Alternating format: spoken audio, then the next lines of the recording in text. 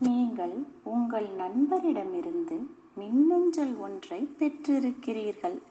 அதில் அவர் தனது வார இறுதி நாட்களைப் பற்றியும் தனது நண்பர்களுடன் சனிக்கிழமை அன்று என்ன செய்தார் என்பதைப் பற்றியும் எழுதியிருந்தார்.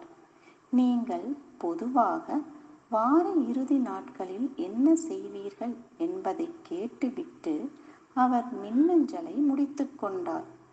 இப்போது நீங்கள் இவருக்கு பதில் மின்னஞ்சல் ஒன்றை எழுதவும்.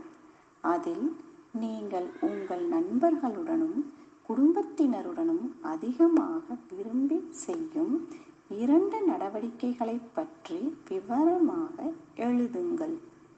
இந்த நடவடிக்கைகளை ஏன் விரும்பி செய்கிறீர்கள்? உங்களால் முடிந்தவரை அதிக விவரங்களை குறிப்பிடுங்கள். ஒவ்வொரு நடவடிக்கையையும் முழு விவரங்களுடன் விளக்கமாக எழுதுங்கள். உங்களுடைய முழு விடையை சுத்த தமிழில் அளிக்க வேண்டும். பேச்சு தமிழ் பயன்படுத்துவதை தவிர்க்கவும்.